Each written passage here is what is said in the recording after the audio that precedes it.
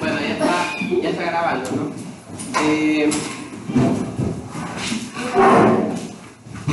Unas cositas de comentarles nomás. La actividad individual yo tengo que entregárselas, como ustedes ya saben. Es probable que les aparezca, es cierto que les parece a ustedes como atrasado ahí en el Moodle, no se preocupen de eso, que yo ya le cambio la fecha y ya no hay problema con eso, ¿no? Entonces, en el caso de que yo les entregue el día de mañana, ustedes tendrán hasta el día miércoles máximo para cargar, porque solamente es de escanear y subir, no tienen que hacer nada más. Entonces, eso con relación a la actividad de la unidad. La actividad semanal que corresponde a esta semana, la semana 5 o la semana 1 de la unidad 2, como ustedes le quieran llamar, estará habilitado a partir del día de mañana, ¿sí? Y aún no está decidido, pero muy probablemente van a tener fecha de entrega hasta el siguiente lunes a las 6 de la tarde, es decir, cuando inicia la hora de clase. ¿Ya? Hasta esa fecha tienen para entregar. Pero todavía, por favor, revisen las fechas que están ahí en el Moodle. No es que sea un dato preciso, igual está grabado. Si ustedes me quieren decir alguna cosa que yo dije eso, no. Primero revisen las fechas del Moodle. Si no está cambiado, pues siguen haciendo lo mismo. ¿Ya? Con relación a sus trabajos, hay trabajos atrasados. Yo ahí tengo siempre yo los reviso, no tengo problema, pero siempre es con una nota menor, ¿sí? Bajo 7. ¿Ya? Otra situación, aunque no he utilizado un problema de antiplagio como tal, ¿sí? Hay cosas que se notan muy bien cuando son copias textuales, ¿ya? Entonces, ¿cómo se nota esto? Porque hay citas que están muy seguidas, que por lo general aparecen en artículos. Entonces eso de ahí copia todo tal y como está en Google y aparece por obra de arte la tesis o el artículo o el documento en la página de internet donde ustedes copiaron y se ve igualito, ¿ya? Entonces, ruego que parafraseen, ¿ya? Sugerencias, porque bueno, al final eso afecta a su calificación, ¿ya?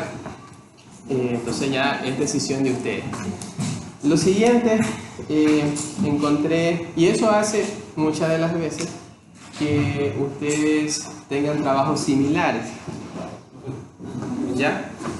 Noté muchas introducciones que empezaban igualito y era porque sacaban del mismo sitio, ¿sí? Noté algunos trabajos que eran copia de sus compañeros, no sé quién aceptó o quién no, a la final, para no afectar ni al uno ni al otro ni preguntarles, pues las personas que tenían el mismo trabajo se invalida, ¿no? Es como no haberlo entregado. Y como esa es la razón por la cual yo no permito que se cambie el documento, ¿ya? Si usted mandó ese documento, no lo puede cambiar post-nota. Siempre, ese es el único problema y eso es por el cual yo no permito que el documento se cambie, ¿ya? Para que quede tal y cual el que ustedes colocaron, ¿ya? Entonces, eso, revisar cómo se cita, cómo se pone la bibliografía. Yo en algún momento les estaba explicando, me dijeron, no se preocupen, nosotros consultamos. Dije, bueno, está grabado por ahí, lo pueden ver también, no recuerdo muy bien la clase, pero yo sí les digo, ¿ya? Revisar siempre lo que se pide ahí. Me acuerdo que en los 2 ensayos se pedía un mínimo de 5 bibliografías. Hay quienes pusieron 1, quienes pusieron 2, 3, 4, no cumplían el mínimo. Entonces, todas esas cosas tienen que verificar, ¿Ya? Parafrasear, revisar bien, y para que ustedes no sean afectados por esta situación. ¿Ya? Entonces, esa es mi sugerencia, porque al final la decisión es de ustedes. ¿Ya? ¿Preguntas? ¿Dudas? ¿No? Dígame. Usted dijo que se confundió en enviar a la individual. Ajá, yo, o sea, en vez de mandar a la semanal, enviar individual. Ya, bueno, eso no es problema porque no he revisado la individual. Eso ya le permito cambiar después. ¿Ya? Por si acaso alguien me pida a mí el fin de semana que yo les dé espacio para que cambien, el fin de semana no lo suelo hacer porque no tengo la computadora a la mano. ¿Ya? No suelo pasar en casa. Entonces, no es que no les quiera ayudar, pero no tengo la computadora a la mano. ¿Ya? Yo recién la vengo a agarrar los días lunes en la tarde, a partir de la 1:30 más o menos. Entonces de ahí si ustedes quieren cambiar, está bien, no hay problema. El único problema es para ustedes porque aparece como actividad atrasada. Dígame. ¿Ha solicitado? Recién se haga o Moodle. ¿Qué dice el Moodle? Yo ya solicité. Yo ya solicité. Eso tengo que revisar. Yo te digo, porque ahí tenemos. Sí les dije, incluso está grabado, por eso debería que estén aquí. Ahora que ustedes estén conversando, ya no es mi culpa tampoco. ¿Qué les dije? Pueden solicitar por medio del Moodle, pueden solicitar vía correo electrónico. Mi correo electrónico está en todos los deberes que yo les suelo enviar. Ahí dice JANAZCO, me parece que es algo así, @institutokinder.tech. ¿Ya? Si lo solicita por correo electrónico, tiene que estar pendiente al correo. ¿Ya? Porque la misma cosa, si usted lo solicita fin de semana, yo le responderé el lunes a partir de la 1:30. Y si yo le digo, por favor, acérquese hoy mismo lunes a las 4 de la tarde o 5 de la tarde, y si no viene, no podré hacer nada ahí. ¿Sí? Entonces, ahí está el horario. El horario parece que está el día lunes de 4 a 6 y los viernes si no me equivoco, está de 5 a 6. ¿Ya? Entonces, eso es para que ustedes no tengan choque con las horas de clase. Está máximo hasta las 6, está a esa hora mismo para que si ustedes hagan la tutoría, pues de una vez vayan a clase. ¿Ya? Entonces, ahí está. No sé si lo ha hecho puede hacerlo por el Moodle o puede hacerlo por correo electrónico. ¿Ya? ¿Dudas? Nosotros estábamos viendo, nos quedamos acá, ¿no? En esta lámina. Sí, estábamos viendo esta agua de gravedad, ¿ya? El agua capilar, que es la que se queda en los poros del suelo, y el agua higroscópica, que es la que está pegada en las partículas. A nosotros nos interesa en riegos en general. No sé si en suelos, hasta ustedes ven suelos hiperfertilizantes, no ven suelos como tal. Entonces ahí hay una unión con la nutrición. Nosotros vamos a ver estas cosas, ¿no? Suelo saturado, suelo a capacidad de campo, y este de acá, suelo en punto de marchitez permanente. Cuando nosotros estamos en una estación meteorológica que, para mala suerte, la que está aquí no funciona como está lleno de monte, no funciona hace mucho tiempo. 4 años tiene que no. 4 años.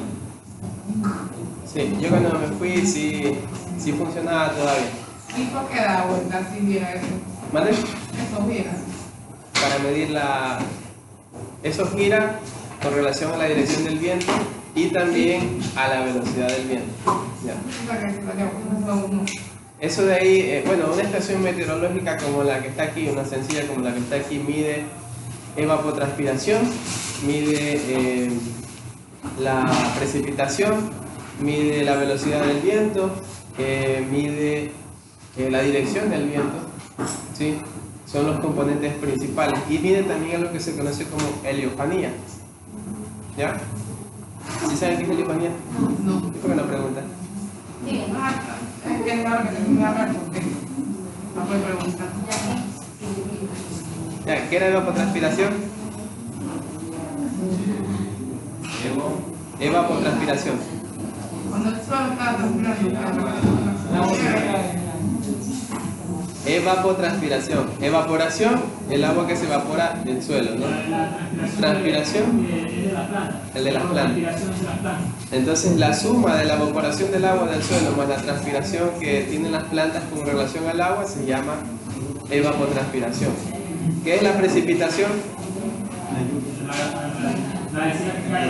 La lluvia, ¿no? La lluvia como tal. El agua que cae del cielo. Y la heliofanía, ¿sí? Son las horas de sol que hay en un día. Miren el término que estoy utilizando, las horas de sol, ¿sí? Horas luz es una cosa, horas de sol es otra cosa. ¿Ya? Horas sol son heliofanía. Horas luz, aquí en el Ecuador, en general, en promedio tenemos 12 horas, ¿no? De 6 de la mañana a 6 de la tarde. Hay los equinoccios, hay los otros equinoccios y los solsticios, donde, bueno, ahí se reduce un poco las horas de luz, aumenta también, pero en promedio nosotros tenemos 12 horas de luz al día. La heliofanía son las horas de sol, ¿sí? Y en una bolita de bruja. Una bolita de cristal. Ya, entonces, claro, lo que hace es meter un papelito y la bolita refleja la luz solar y va quemando, tal y cual una lupa. ¿Sí? Va quemando el papelito y va diciendo, mira, de tal hora a tal hora hizo sol, de aquí solamente, bueno, estuvo nublado y así sucesivamente, ¿no? Entonces, ese efecto que está ahí es el que, o las horas de sol, es lo que realmente hace funcionar fotosintéticamente a las plantas. ¿Ya? Entre más horas de sol uno tenga durante el día, las plantas van a asimilar los nutrientes, van a procesarlos y van a producir mejor. ¿Ya? Van a desarrollarse mejor, van a tener los frutos más grandes, con mejor sabor y demás. ¿Ya?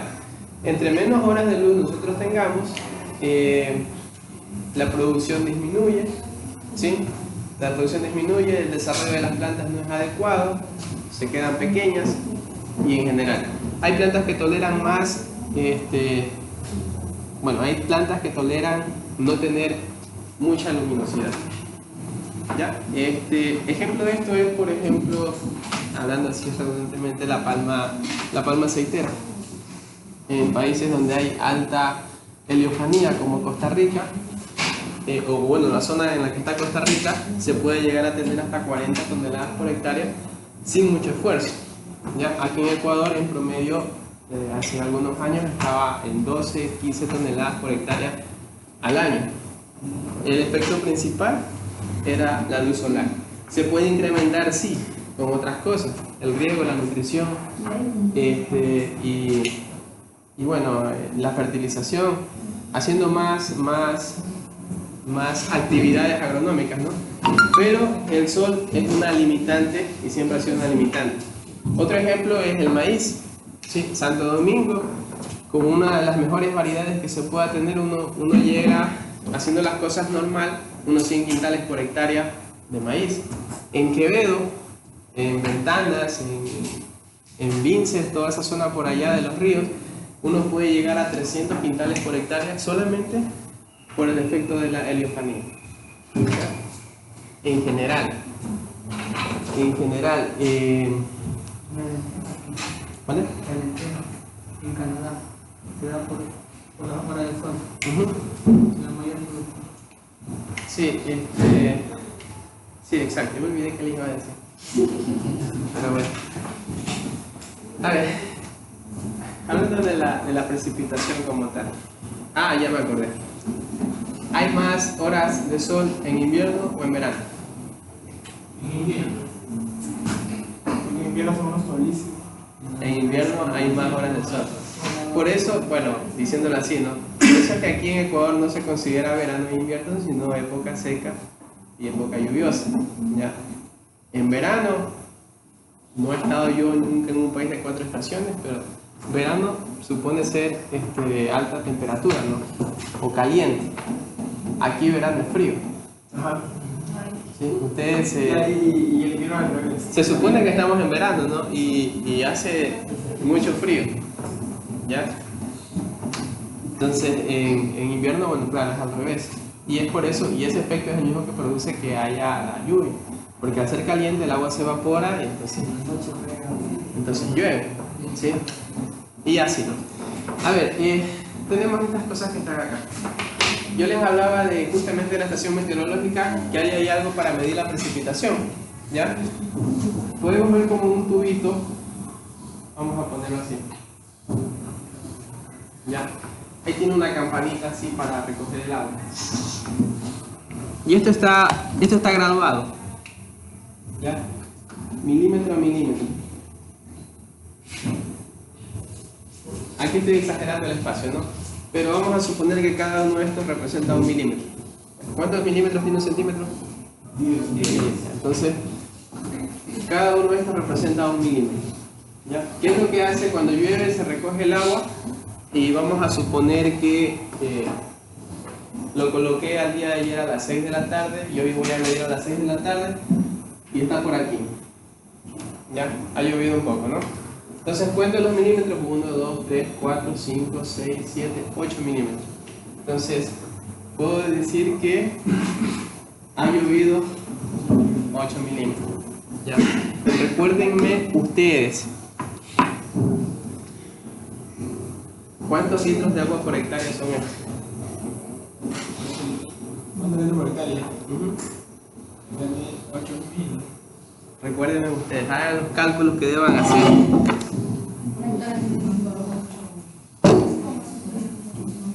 Yo sí les di ese dato hace mucho tiempo. Ya suena como hace mucho tiempo, pero 1 milímetro es equivalente a 1 litro por metro cuadrado. ¿Sí? ¿Ya? Ese dato nunca se olviden. Aquí esto aparece hasta en las evaluaciones. ¿Cómo dijo? 1 milímetro equivale a 1 litro por metro cuadrado. ¿Sí? Si llueve 1 milímetro de agua, quiere decir que en 1 metro cuadrado ha caído 1 litro de agua. ¿Ya? Entonces, mi pregunta es, ¿ya? Si ha llovido 8 milímetros, ¿cuántos litros de agua han caído en 1 hectárea?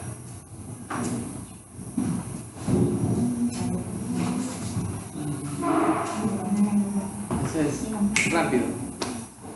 Esa es la palabra, 80.000, exacto. Ya, si 1 hectárea tiene 10.000 metros cuadrados, entonces son 10.000 litros por milímetro. Si son 8 milímetros, 10.000 por 8, 80.000. ¿Sí? Sin necesidad de calculadora. ¿Quién no lo entendió?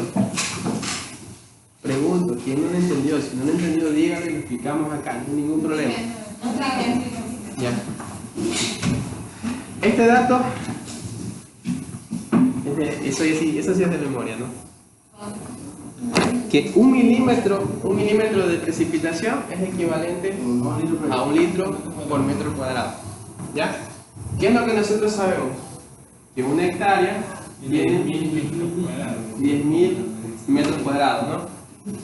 ¿Ya? Entonces, si 1 milímetro está en 1 litro, si 1 milímetro equivale a 1 litro por metro cuadrado, en 1 hectárea, 1 milímetro, ¿cuántos litros serán?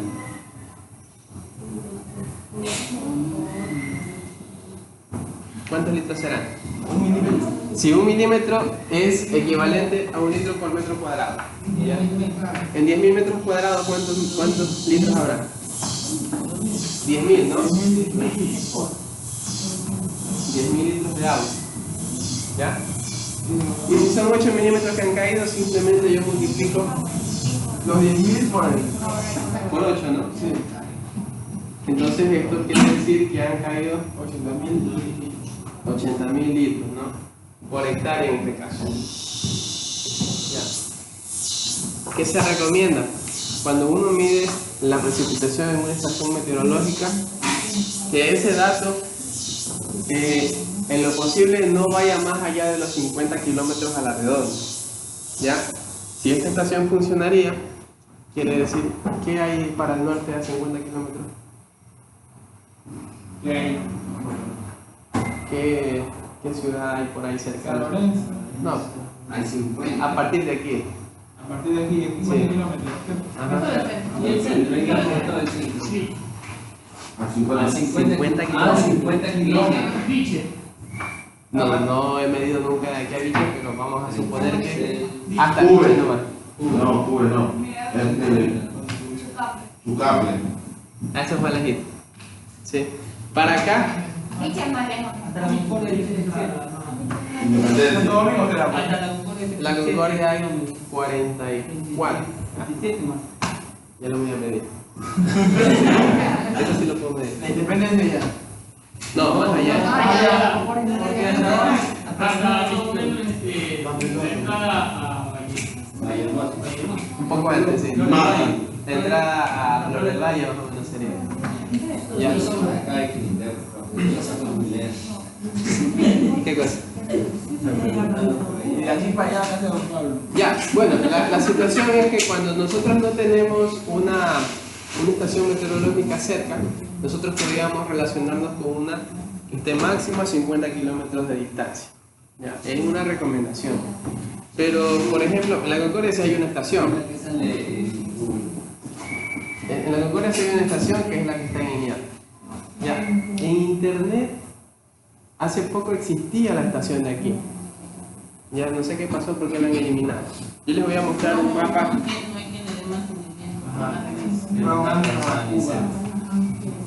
Pero eso pienso yo más bien que es un tema porque, Un tema de jadeo.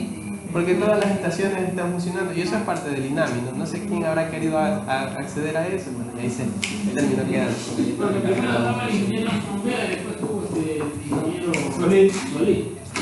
Pero bueno, Todavía dejamos.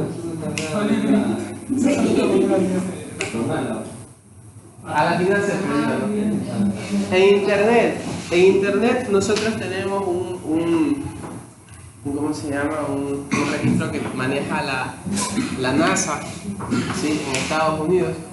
Ellos tienen una cadena de satélites los cuales nos están monitoreando y nosotros podemos de allí tomar datos climáticos desde hace más de 30 años, ¿no? Desde el 1991 me parece que es de 91 hasta la fecha actual. Entonces nosotros podríamos hacer proyecciones de precipitaciones y un montón de cosas más aquí. En esta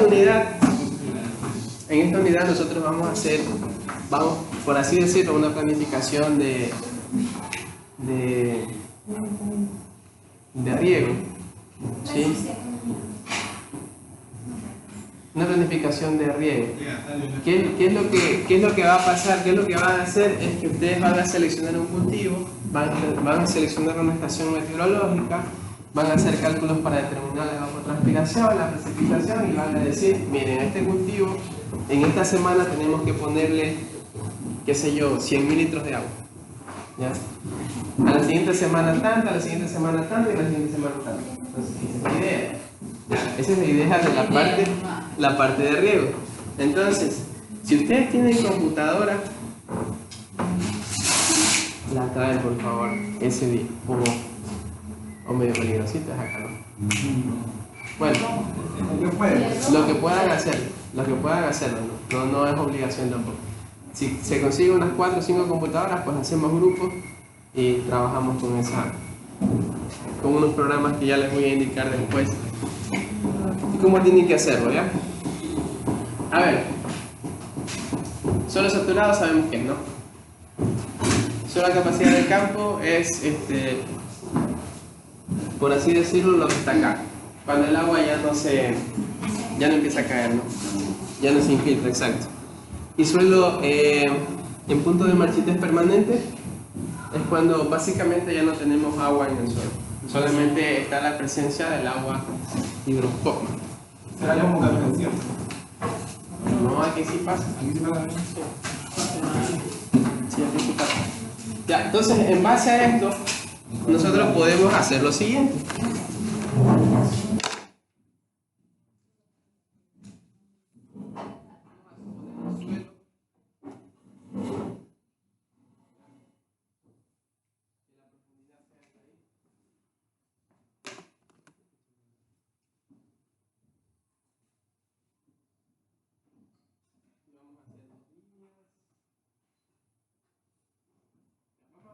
esto es un suelo, ¿no?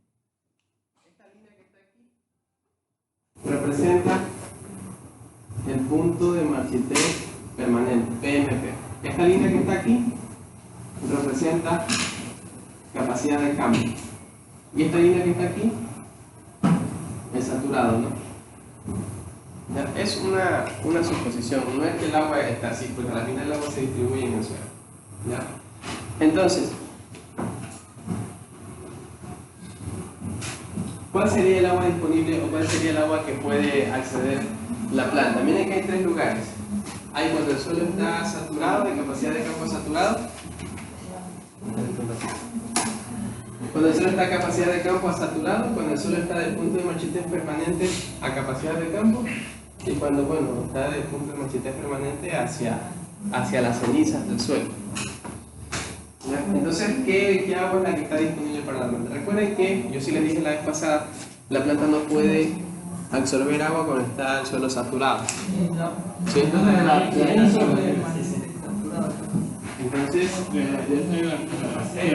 aquí. ¿Sí? Entonces, si yo digo que un suelo saturado, vamos a poner aquí, un suelo saturado tiene 30 milímetros de agua, ¿ya? Un suelo en punto de marchitez permanente tiene 5 milímetros de agua, ¿ya? Y un suelo en capacidad de campo tiene 25 milímetros de agua. ¿Cuántos milímetros de agua tiene a disposición la planta? Si es en el estado acá tendría 30. Bien, esto. 30 milímetros. Todo esto tiene disponible la planta. 5. Es en los dos, en los dos. Podemos decir que el agua aprovechable, ¿sí? Agua aprovechable por la planta, es igual, analizando este grafiquito de aquí, a la capacidad de campo menos el punto de marchitez permanente. ¿Ya? Ese es el agua que nosotros tendríamos disponible para nuestro cultivo. Entonces, si la capacidad de campo es ¿cuánto? 25 milímetros. Y el punto de marchitez permanente es 5 milímetros, ¿no? ¿Cuánta agua tengo para el cultivo?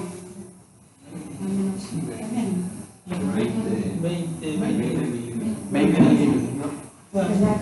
¿Cuántos litros son por hectárea esos 20 milímetros? 20.000, ¿estás seguro? No. ¿Cuántos litros son por hectárea?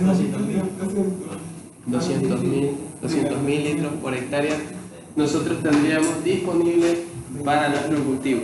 Eso no significa que no tendríamos que echarle agüita, no debemos llegar a este punto de marchitez permanente porque las plantas se mueren. No sé si ustedes han visto alguna vez un cultivo de ají. O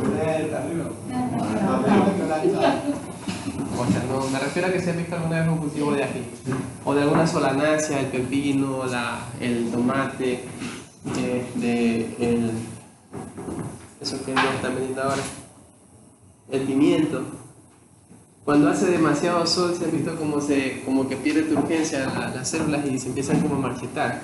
Sí, entonces esas solanáceas hacen eso porque el contenido de agua suele estar por cerca del 90%. Es decir, el 90% de la planta es agua como tal.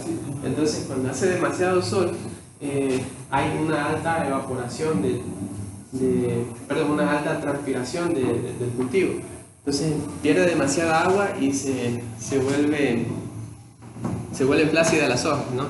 Entonces, es más o menos lo que pasa en el punto de marchitez permanente. Solamente que esa es como una característica que tienen estas plantas. Pero otro cultivo, cuando llega a ese punto, significa que ya llegó a ese punto y ya no va a restaurarse. Puede confundirse con unas enfermedades que son de la raíz, Phytophthora fusarium, no sé si han visto un cultivo de maracuyá, cuando el hongo ataca la raíz, le daña el cuello, daña las estructuras del cuello de la raíz y la planta se empieza a marchitar y muere totalmente. Uno podría confundir eso o podría llamar eso como el punto de marchitez permanente con lo de la enfermedad. Sí, bueno, lo que pasa es que aquí nunca lo vamos a confundir porque sabemos que aquí está el nombre, ¿no? Y es esa enfermedad que sucede por unos daños que ustedes creo que ya saben. ¿No les mandaron a hacer algo de eso ahora, de la maracuyá?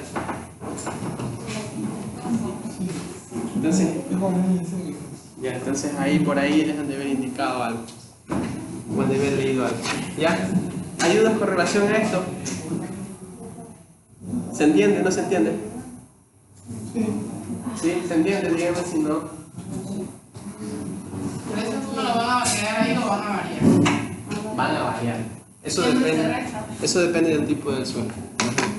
Un suelo arenoso tiene la capacidad de campo mucho más bajo que un suelo arcilloso. Porque el suelo arcilloso, como ustedes sabrán, retiene mucha más agua que un suelo arenoso. ¿Ya? Entonces es variable dependiendo del tipo del suelo e inclusive del origen del suelo, ¿no? Estos suelos volcánicos y tanta vaina que se ha inventado la gente para... ¿Puedo borrar esto? Sí. Me pregunté que si siempre se va a rentar. Ah, sí. Esa es la fórmula de agua Puede potencial. ser, por decir que no esté en el último, esté el agua en el medio. El agua, bueno, aquí no... O sea, este es el agua que está aprovechada. Aquí va a haber agua siempre. Aquí también va a haber agua siempre. Bueno, no necesariamente siempre, pero sí es probable que haya agua. Aquí siempre va a haber agua. ¿Ya? Pero el agua que está disponible para la planta está en este espacio. ¿Ya? Y esto es un gráfico, no es que el agua va a estar así. ¿Ya? El agua va a estar dividida en todo el suelo por su estructura, sino que es para que se tenga una idea de más o menos cómo funciona. ¿Ya?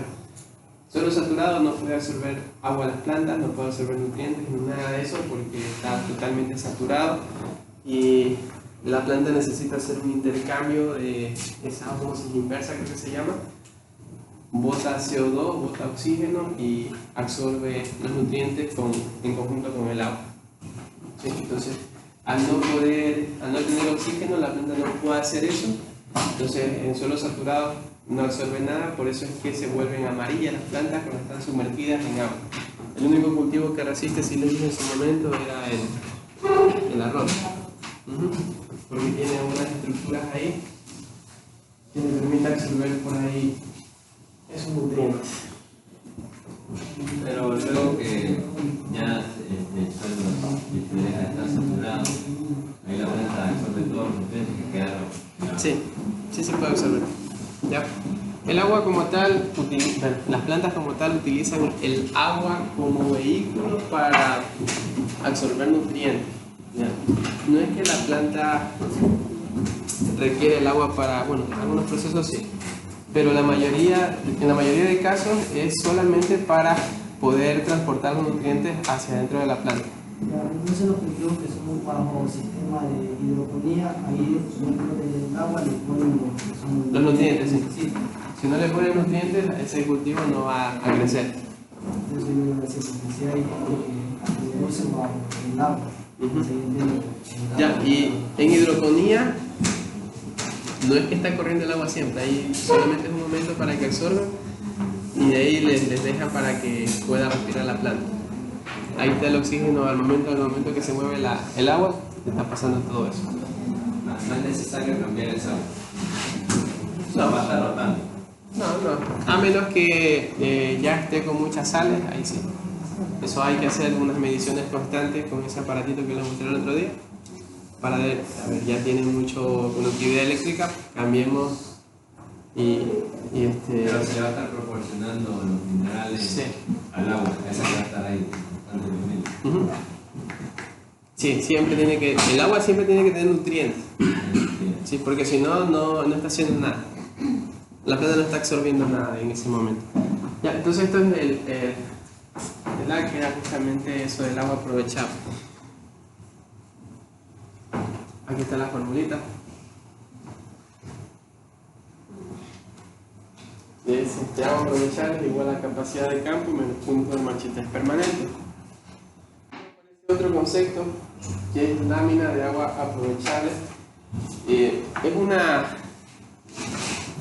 por decirlo así, aquí se considera algunas otras cosas, ¿no? Está la capacidad de campo menos el punto de marchitez permanente, está la densidad aparente y está la profundidad del suelo, ¿ya? La densidad aparente es un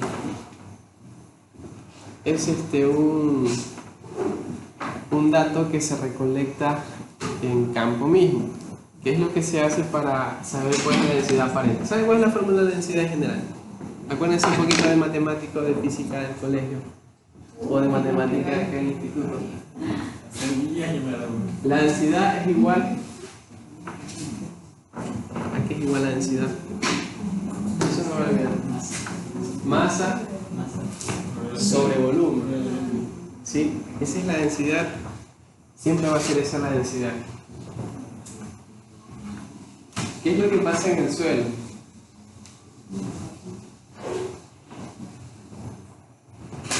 En el suelo nosotros tenemos dos conceptos con relación a la densidad. ¿Ya? Tenemos algo que se conoce como densidad aparente y tenemos otra cosa que se conoce como densidad real. ¿Ya? La densidad real es 2,56. Esto es 2,56 kilogramos sobre litro, ¿sí? En todos los suelos. ¿Cómo se consigue esta densidad? Yo agarro un litro de suelo, agarro 1 kilogramo de suelo, ¿ya?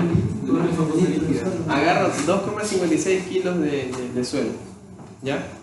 1 litro ustedes sí conocen que es un litro, no una jarrita de esas de leche que sabían vender antes los lecheros, dicen la leche, ¿ya? Yo llevo al laboratorio esos 2,56 kilogramos y los aplasto, les quito toda la humedad que tenga, debe pesar 2,56 kilos. Le quito toda la humedad, lo trituro y lo dejo de tal manera que no hayan poros. Y esos 2,56 kilos deben ingresar en un volumen de 1 litro. ¿Ya? Por eso le dije 1 litro de suelo. ¿Ya? Yo agarro y pongo en 1 litro y eso debe pesar 2,56 kilos. Esa es la densidad real del suelo. Se reduce el tamaño porque El volumen. ¿Ya? Entonces, esta es la densidad real y se trata de bueno, y esto implica que todos los suelos sean así. ¿Ya? Las piedras, todo eso debería manejarse bajo esta densidad. ¿Ya? Esto es algo que no tiene poros. Es muy complejo de conseguir, eso se ha hecho mediante cálculos, midiendo el diámetro de cada partícula y bueno, en base a eso uno consigue estas cosas. Y la densidad aparente es otro concepto que toma como realmente está en el suelo ahí. ¿Ya? ¿Qué quiere decir? Que yo voy con una lámpara o con lo que sea, voy al suelo, ¿no? Entonces, mido aquí 10 centímetros, de profundidad también mido 10 centímetros, ¿sí? Y hago un cubo de 10 por 10 por 10. Y eso de ahí, esto que está aquí, es equivalente a 1 litro de suelo. ¿Sí? Este 10 por 10 por 10 es 1 litro, es una jarrita de 1 litro. ¿Ya? Entonces todo este suelo que saco de aquí, yo lo llevo al laboratorio, o lo llevo a la cocina, donde sea, lo dejo a secar, le quito todo el agua y lo voy a pesar. ¿Ya? Y puede ser que este espacio de suelo que está aquí me pese 1 kilogramo. ¿Ya? Entonces, recuerdo que la densidad es igual a masa sobre volumen. ¿Ya? La masa que yo tengo, 1 kilogramo. El volumen que yo saqué, 1 litro, ¿no? Entonces esto es igual a 1 kilogramo sobre 1 litro, ¿no? Esto es igual a 1 kilogramo sobre litro. Entonces la densidad de ese suelo en este punto fue de 1 kilo sobre litro, que sería un suelo ideal. ¿Ya? Cambia, esta densidad es cambiante Por cada paso que yo doy, hay una densidad aparente diferente. ¿Sí? Entonces, ¿qué son las recomendaciones para sacar la densidad aparente promedio de un terreno? Es que yo agarre de diferentes lugares. Si por allá me salió 1, por allá 1,5, por allá 1,2, por allá 0,90 y algo. Entonces saco un promedio y ya tengo la densidad aparente del lotecito que yo estoy midiendo. ¿Por qué cambia? ¿Por qué creen ustedes que cambia la densidad? Les pregunto a ustedes. La forma del suelo. ¿Vale? ¿Por? La forma del suelo, porque ya puede tener puede ser un terreno, su cultivo puede tener loma o puede tener campo. Ya, es una posibilidad, relieve. Bueno, la topografía como tal, ¿no? ¿Usted dijo algo? La textura. Por la textura. ¿Por qué más? Ya, ustedes me han nombrado cosas que tienen que ver netamente con el suelo. ¿Y factores externos? ¿Cuáles podrían ser? Sol. La sol. Podría ser, aunque no tanto.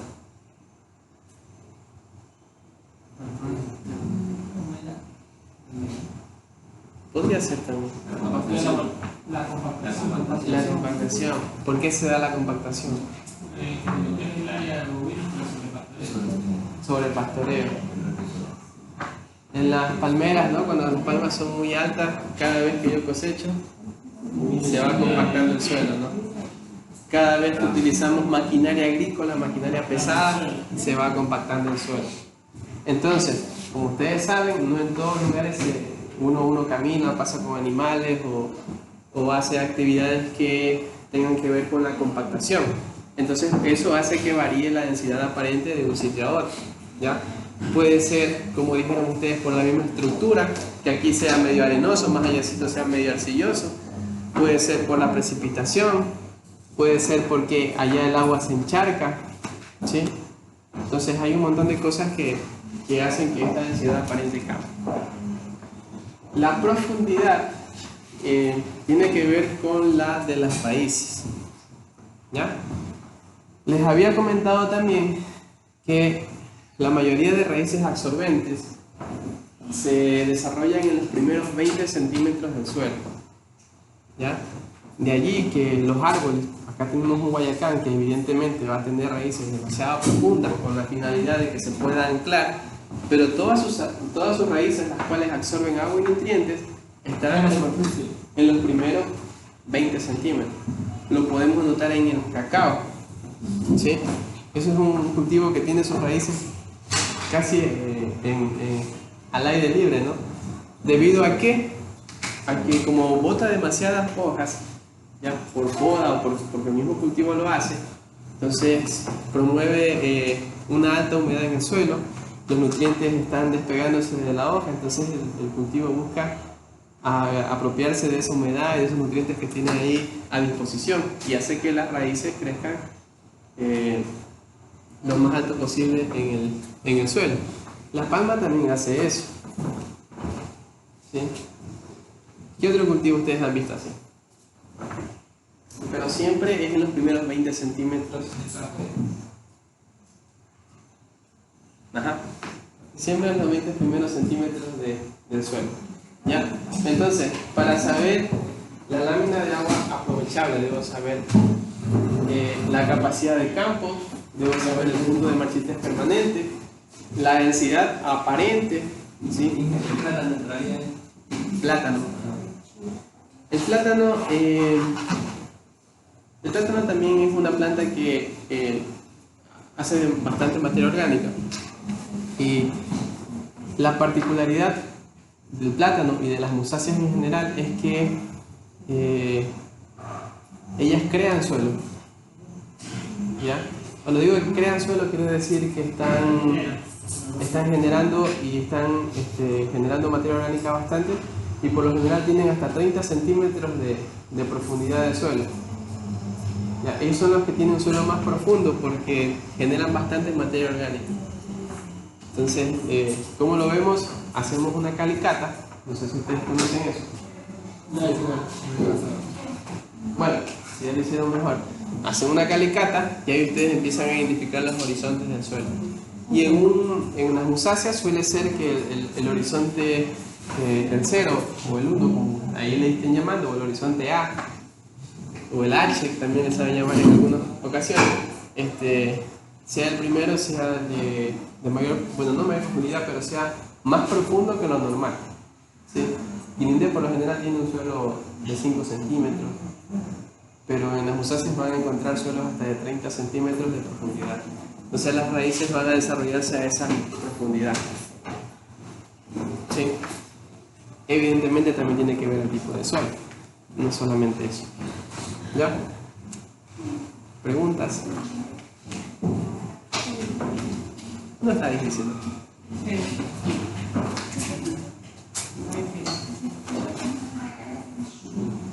Eso, factores que afectan a la evapotranspiración. Sí, les había comentado esto también, creo. Lean ese concepto.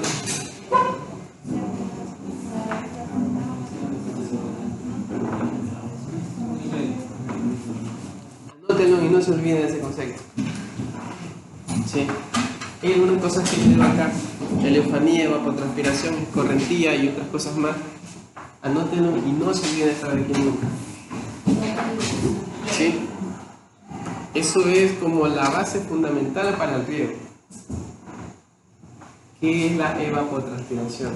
Es la pérdida de agua por la transpiración de las plantas y por la evaporación del suelo. Aquí hay un ejemplo, sacando de lado la precipitación como fuente de agua, es la evaporación del agua del suelo y la transpiración que hacen las plantas para perder humedad por medio de las estructuras celulares llamados estomas.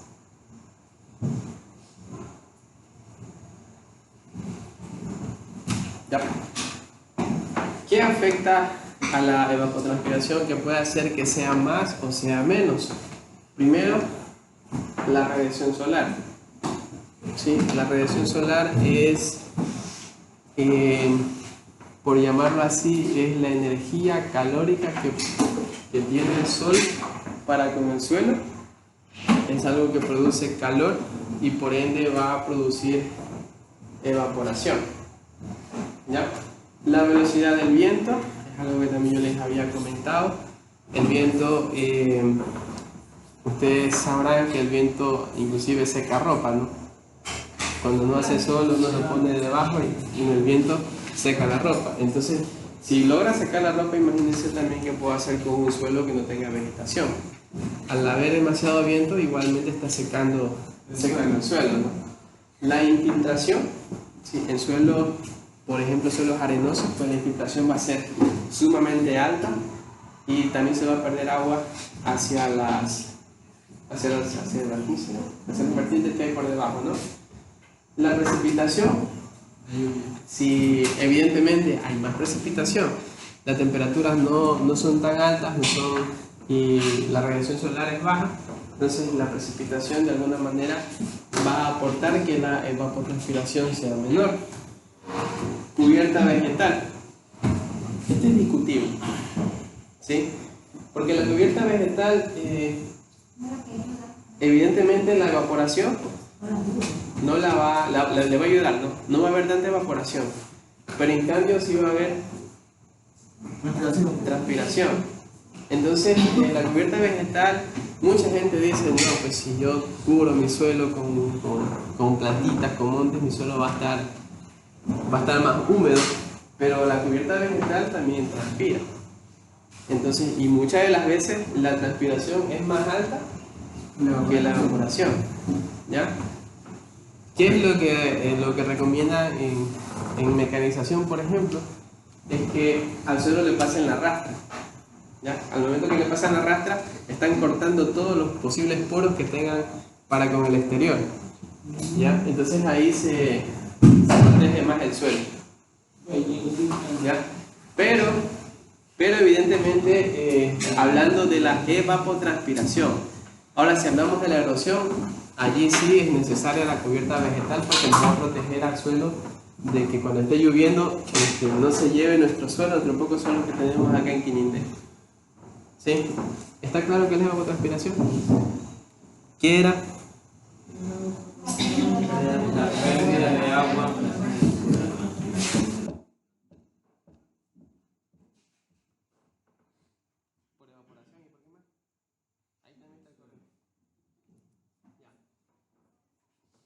Bueno, hay que conceptualizar dos cosas acá. Vamos a empezar primero con la de referencia, evapotranspiración de referencia, y hay otra que se conoce como evapotranspiración real o evapotranspiración del cultivo. ¿Ya?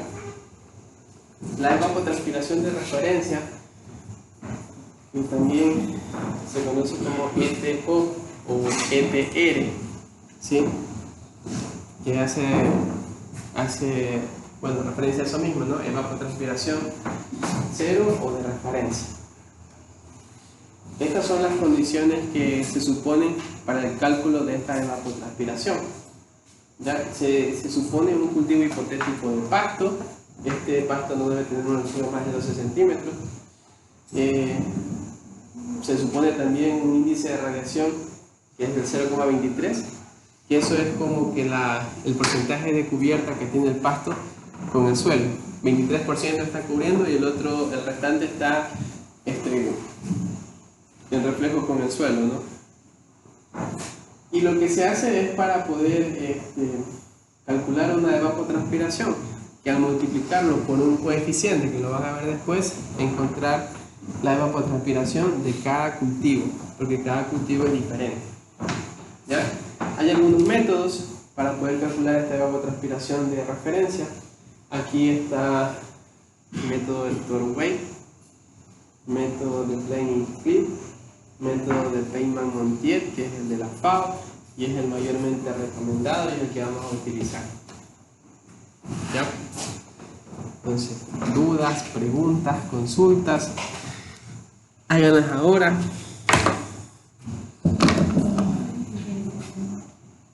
¿O quieren ver las formulitas? No. ¿Qué?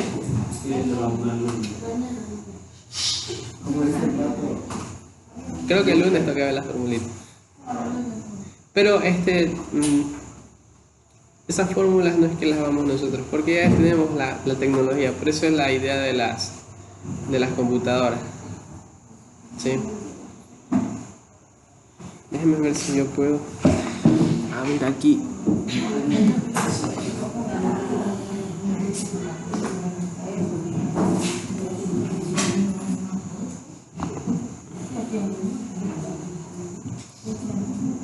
A ver.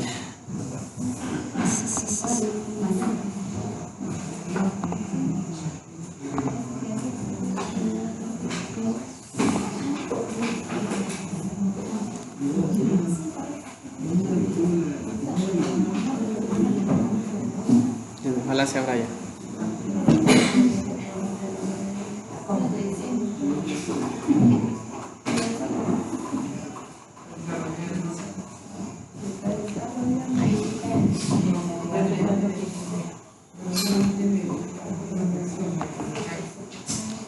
Una situación, si ustedes tienen computadora,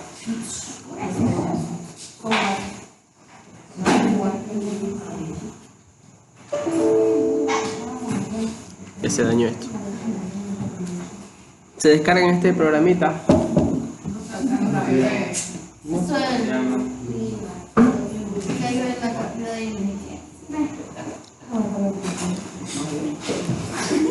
Cleanware. Algo así. Cleanware. Ya. Aquí hay que ingresar las coordenadas, si ustedes las conocen, si no buscamos el país. Por ejemplo, déjame encontrar Ecuador.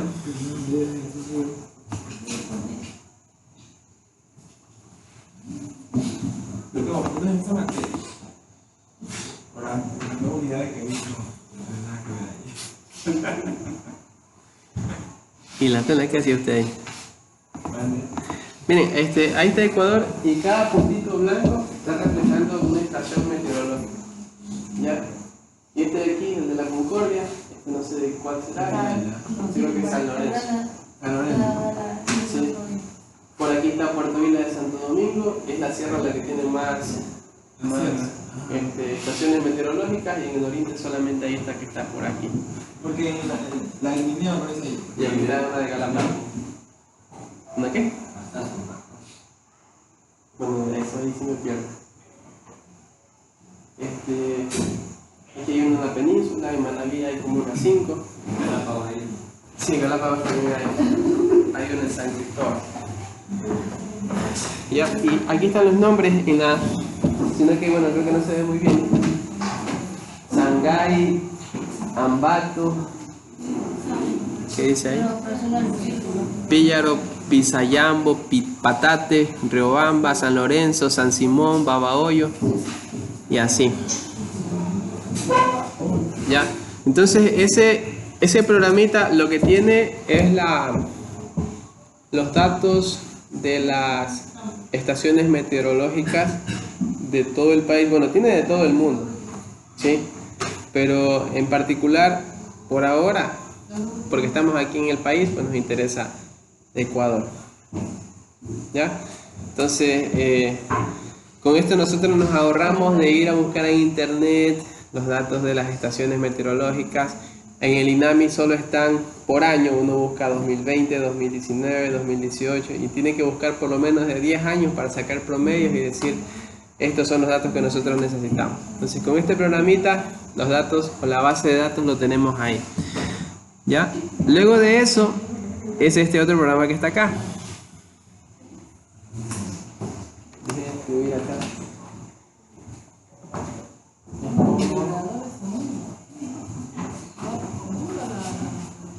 Como Chromebook.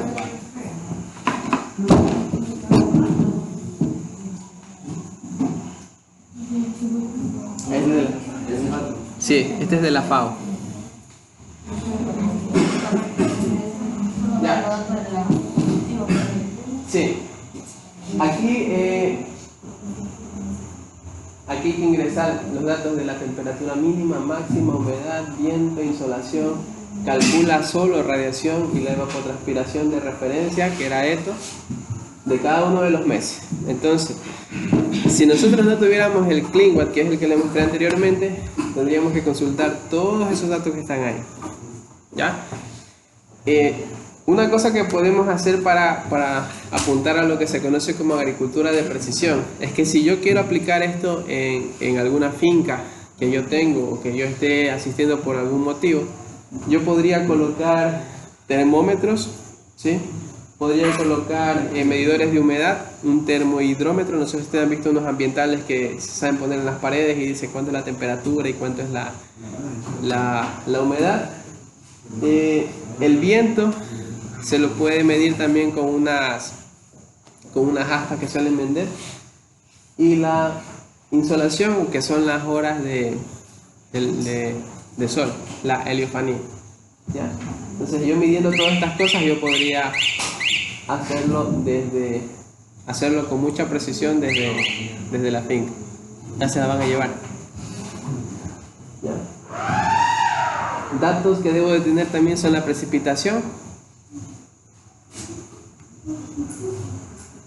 y los datos del cultivo. ¿Ya?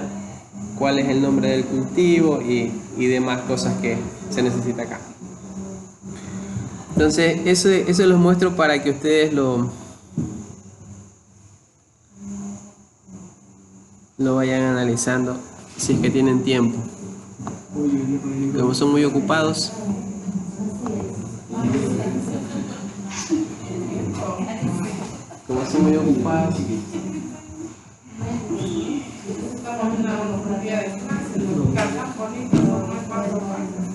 ¿Mande? ¿Qué cosa? Tienen que hacer un manual ustedes. Un manual.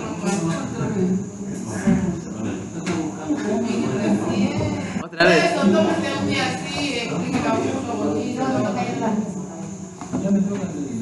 No entiendo, ¿qué pasó? Es que uno decía, un rato no se explica si ya un día se hizo bola. No, es que yo no les he explicado nada, solo les estoy mostrando. Por eso, pues mira, mostrando nomás, miren que ustedes se han enredado más. Cuando lo haces sobre. Tienen que prestar atención nomás. Sí, tú prestando atención. Imagínate, estaba en un trabajo, yo lo molesto, ¿Mande? yo lo hago.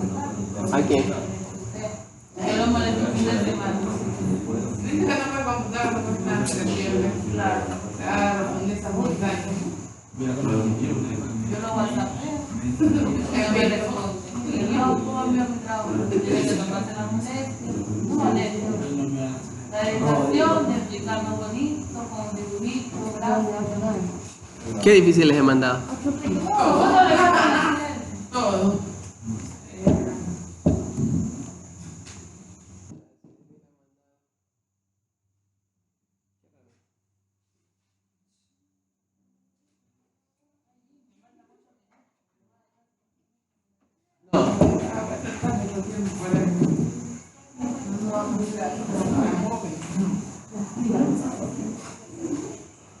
De las 2 de la mañana. Celebre la vida. Celebra la vida.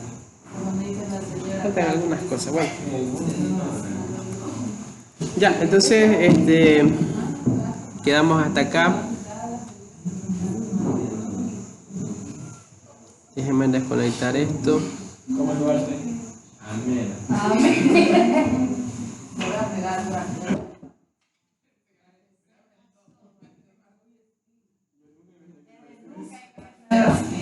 Ay, carajo, yo quiero originarte, yo